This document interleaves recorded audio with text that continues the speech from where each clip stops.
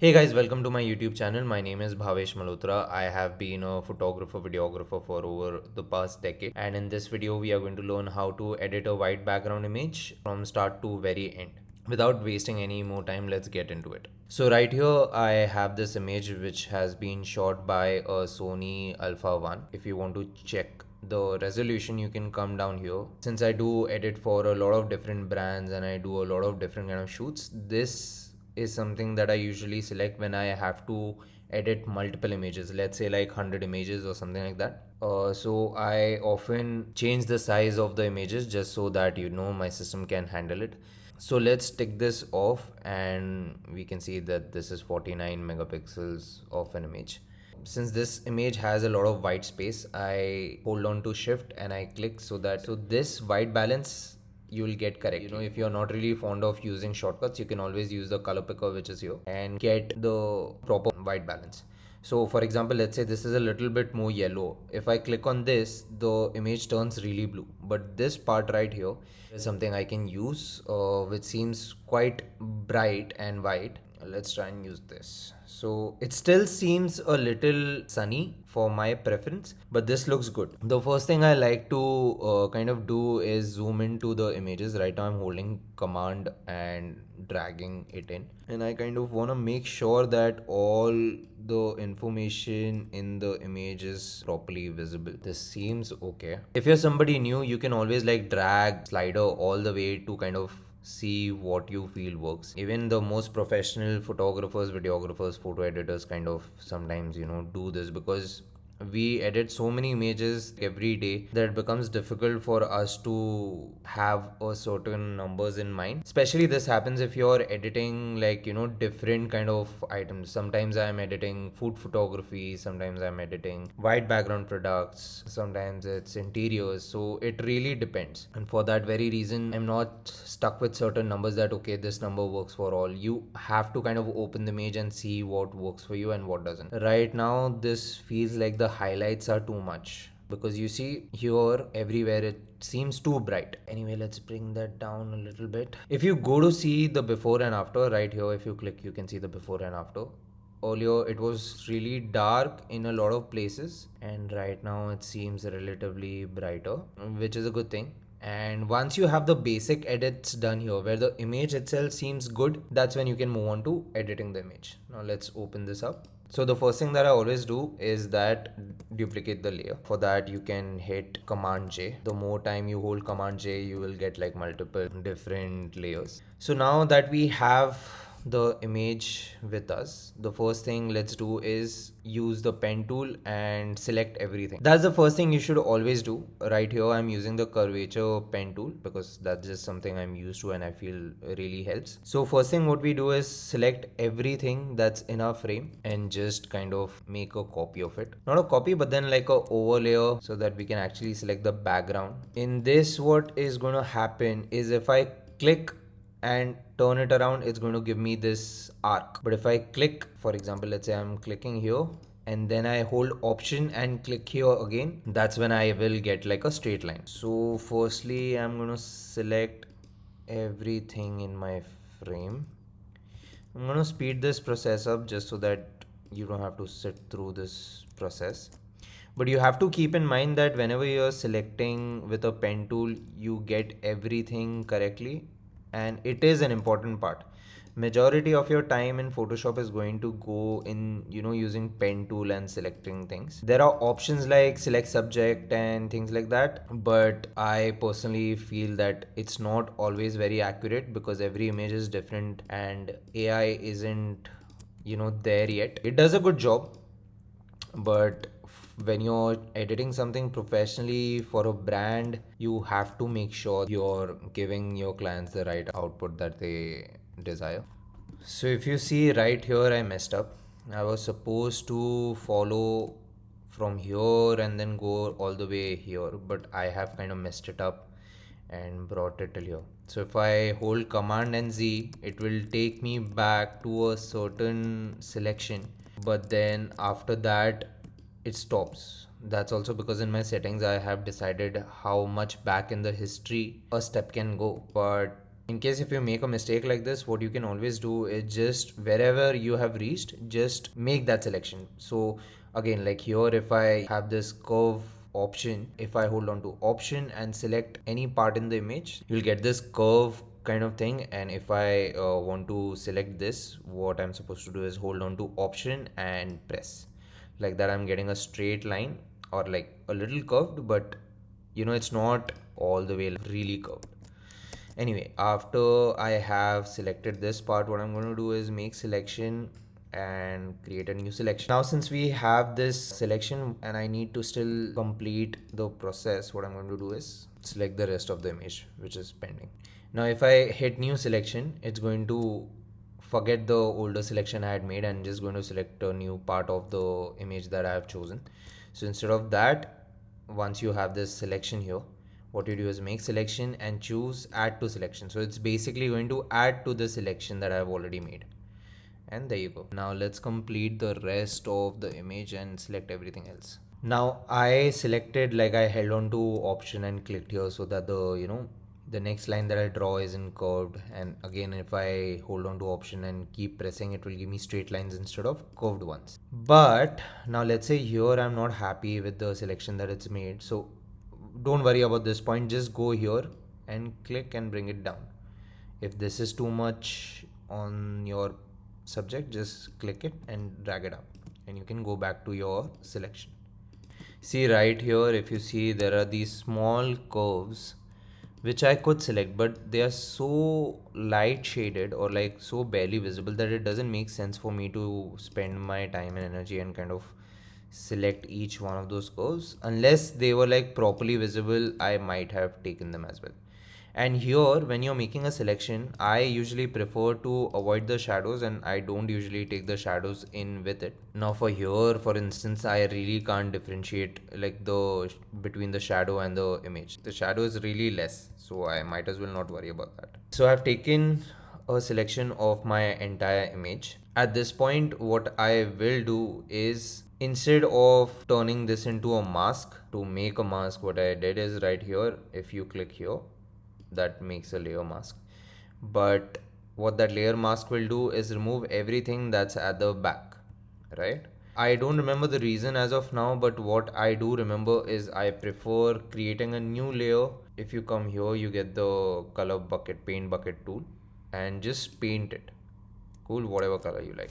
Yellow, since we have it available here. All my images selected and everything is here. Now what I want to do next is, firstly, if you see this here, you have the ruler.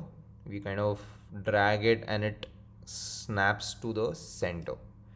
Okay, let's just add all these grid lines. Now that we have all these grid lines properly selected, I can see that this text is not really at the center. Everything else can be, however, but since this is the product which is right in front, ideally I would want to keep that in the center. It's just a small adjustment, but these small adjustments kind of make very big difference.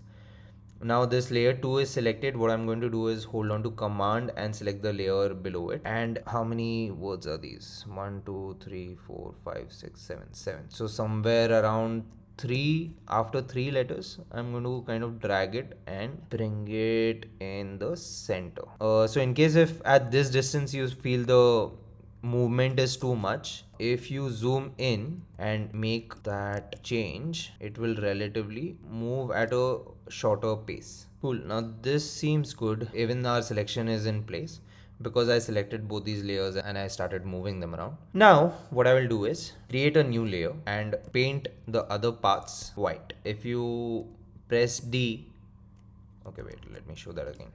Let's assume that this is at any other color. Okay, now if you press D on your keyboard, this will turn into a pitch black and a pitch white. So for example, this is all zeros, the hex codes are all zeros.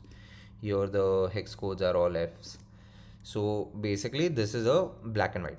If I hold on to D, and then if I want to, let's say, get the white on top and the black at the bottom, I just have to hit X and I keep hitting X and it keeps shifting. So right now what we want is this to be completely white. So since I've made a new layer here, I'm just going to add the whites here. This already looks like a very good image. A lot of people would just stop it here and be like, oh, this looks so good. But since we are professionals and we want to get the best, what next we'll do is make sure that the rest of our image, aside from the product and the elements in it, everything else is very white. Okay, the first thing that I always like doing is making sure the shadows don't shadow falling from this bottle, this orange line. I prefer to kind of desaturate it a little bit so that your entire attention is going towards the product and not towards the shadow that it's casting. I mean, like, it's a small step, but that's a step up. Now another thing is, here what we can do is, since it's a part inside the selection itself, if I turn this off and I turn it back on, this is the difference. Now I also want that to happen here. Okay, so what we are going to do is, here it's black, all our selection and all the effects are happening in the black portion of this hue and saturation layer, right, on the layer mask. So again, I'll hit X and kind of hold on to shift. After you have made your first click, hold on to shift and keep dragging it. What shift does is it kind of helps you follow a straight line. You know, I've realized I have not really told you guys anything about how to use the keys to use on Windows, and I kind of want to concentrate on the edit more than the keys and everything. So in case if you're somebody who's wondering that when am I going to talk about the keyboard shortcuts for Windows, I would suggest to find that out. And let me just edit this, please.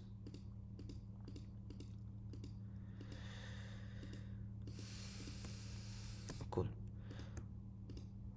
There was a little bit of shading of gray on our product riser here, so I'm quickly going to remove that because that's not the plan.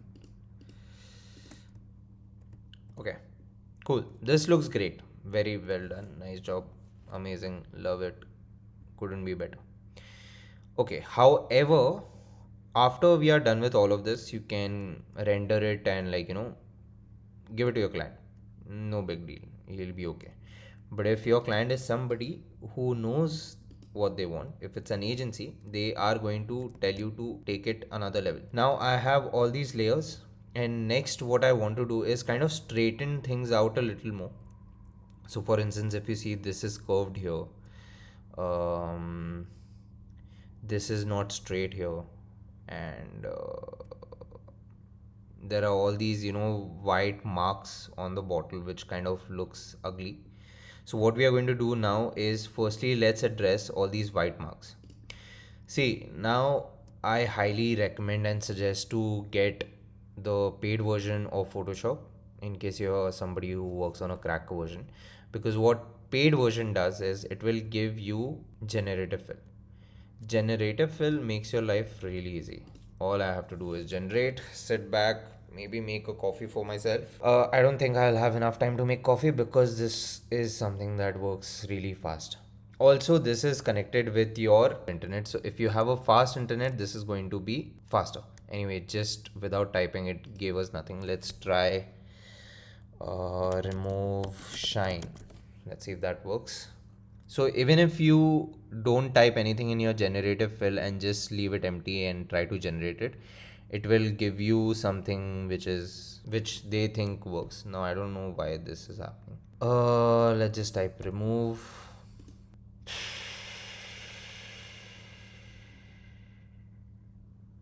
Let's try erase. Okay, cool. So I mean, the shadow, the white cast is still there, but I feel this is relatively better. And if I remove all the shine, I feel it will kind of make it look bad. So since the bottle is reflective, I just realized that if I remove all the shine, it's going to make it look like it's a matte bottle, which is something that we shouldn't aim for. Because, after buying this product, nobody is going to be like, oh, this didn't have any shine. We calculated and realized that, oh my god, this is supposed to be like a matte bottle. Nobody is going to say it out loud, but subconsciously, a person who's buying this product will kind of think that it's not reflective. Also, if it is reflective, that also means that it is glass. Now I think, so we have all these generative fill options here. Let's group them. To group, you can click here by selecting all the layers. Cool. So I feel it's kind of less distracting right now, which is great. So now what we'll do is select all these layers and convert it into a smart object. So what smart object basically does is it brings, in layman terms, it brings all the layers together and forms a layer without making it permanent. So if I double click here, it will open up all my previous edits, which is here. Okay. And my final image is here. So if you go before and after by toggling this switch here, like button here or whatever option here, you'll see that there is a massive difference between the before and after. Cool. Before we move on to anything else, press the V button on your keyboard and bring back your guides. Cool. These are the previous guides which were there.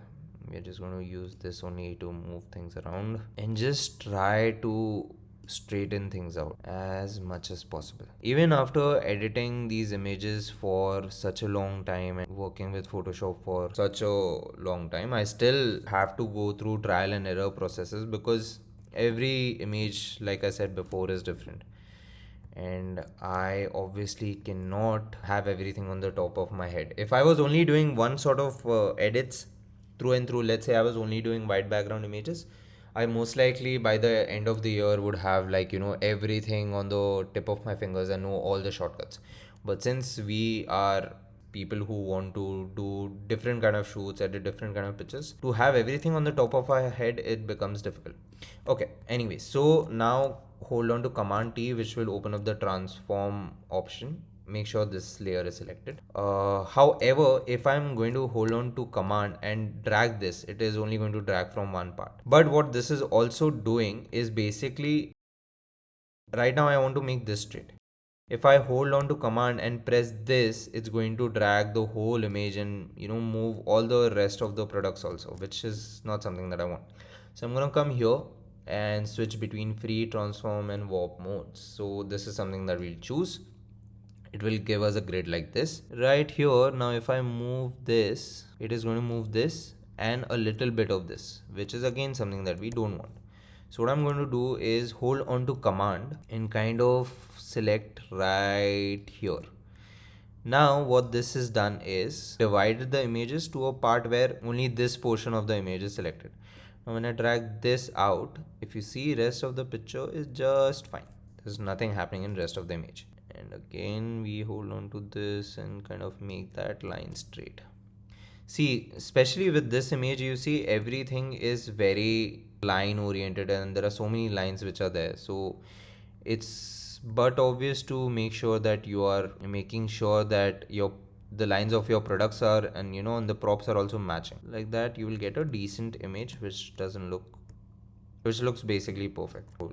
Now let's see the command and the double dots or whatever it is called. Cool. This is looking great. Let's get rid of this. Let's give the generative fill another shot and see what it can come up with. I'm going to select a little from the outside of the box just so that AI understands that what is it that I'm exactly selecting. If I only chose that part, it would be like, okay, black portion, I'll fill it up with anything. Cool. This doesn't look good. I think this is something we can work with. Now since we have this, what we are going to do is make another layer, draw a straight line from here to here and have this selected. After we have this selected, we press S or we come and select this cloning option here. Hold on to Control and Option and click on your mouse and make it bigger or smaller. Okay, this won't work.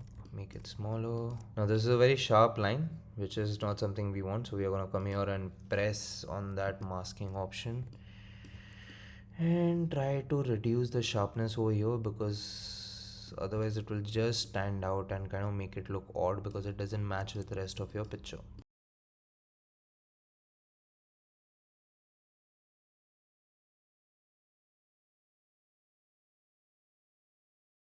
Okay, this all looks good. Now again we are going to select these parts of the image and turn it into another smart object. Usually what you should also be doing is making sure that you name all your layers just so that you understand that what exact setting have you done there. Now what we are going to do is hit Command J. This will duplicate your smart object. However, smart objects are heavier in file size, which is not something we are looking for right here. So we are going to rasterize this layer, which is going to make it like a flat layer. So this has no history. This one does. This one we have made specifically to get rid of all these small tiny bits here, all these dusts and scratches that you see here. For that, we are going to come to dust and scratches in your filter, come to noise, come to dust and scratches, and kind of see what that looks like. So we are going to increase the radius and bring it to 5. Only bring it up to a point where the visible dust and scratches are gone. We don't want to drag it all the way to a unbelievable number which is just going to be useless. Right now I increased it to 188 and it just brought everything back.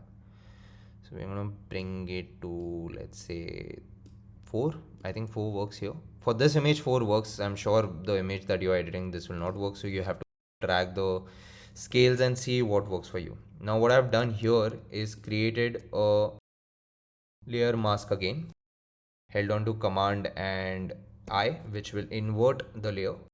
Now everything is visible again, and we are going to, so since this is black, we are going to use a white brush and paint on all the dust and scratches and kind of get rid of them, just so that it takes this image to a very cleaner and a better place.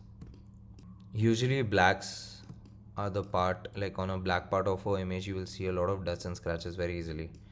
Just how you see that with your naked eyes, it happens even in pictures, which you have to be careful about. And with this dust and scratches effect, kind of also blurs out slightly if you use it on something important. For example, here you see how it lost its edges right here on the B part. So we are not going to do that. Control C for that. Let's see what's happening here. A little bit here, a little bit here. Cool, all of this looks good. This works. A little bit dust here. Cool, this looks good. What we can do is, to make this a little more better, is come down to your adjustments. Go to your levels adjustment. Now why I want to do this is because when I zoomed in, I felt that this black is not as black as it could be. So these on your levels adjustment is your black, then midtones, and then highlights. So let's bring this down. This is also bringing everything much darker, which is not something that we want. So again, on this layer mask, we are going to invert it.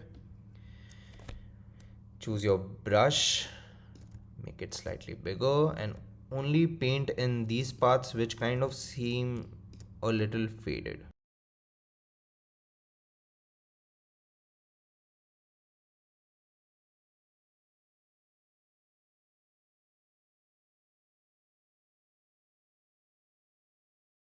Now just by looking at this image, what I realize is this glass is kind of looking too greenish, which we can come to. Okay, so this image here, it looks green, right? So we come to our hue and saturation adjustment, click on this drag finger or whatever and just select. So this is right now telling me it's yellow.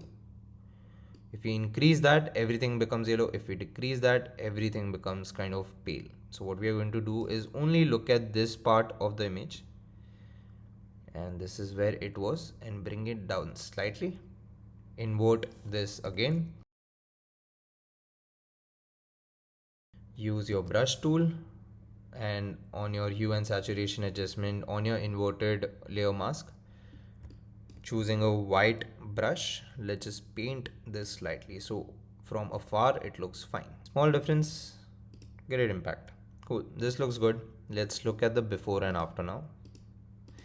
Now if somebody sees this picture, they will be like, oh, you did nothing, what is that big of a difference? But we know that we have done a lot in this image, and we know that this now looks perfect, as good as it could, right? There are still parts of this image which could have been better, is basically this omnibus written here, and then all of these texts are not really that in focus. For that, when you're shooting, you have to make sure even here that it's blur, it's not in focus. And as a product photo, everything should be in focus. For that, what you're supposed to do is when you're shooting, make sure your camera is on a tripod and you're taking multiple images, focusing on different elements of the product. When you have all of that, you stack them together, bring everything in focus, and then start editing. We'll quickly save this into the same folder by holding on to Command Option and S. Turn it into a JPEG with embedded color profile. sRGB, this is something which is standard across all displays, and the colors that you see on your display would be same to anyone using any different screen. And you save this. Quality is going to be high, and here is our image. It's a 13 MB image, which is 8640 by 5760, which I'm sure is going to be downsized after it's been uploaded wherever. This is not the size required for anything on digital media. Well, that's our final image. I hope you guys liked this video, and if you did, please don't forget to subscribe, like, share, and do everything else. Share it with your friends, share it with your family. Even if they don't understand it, do share it with them. On this channel, I am going to keep making such videos where I in detail describe what the edits are going to be like for, you know, different genres like food, fashion, and product, even real estate, interiors. So if this is something that you're interested in, don't forget to hit the bell icon so that you get updated every time I create a video. And see you until the next video. Thanks guys, bye.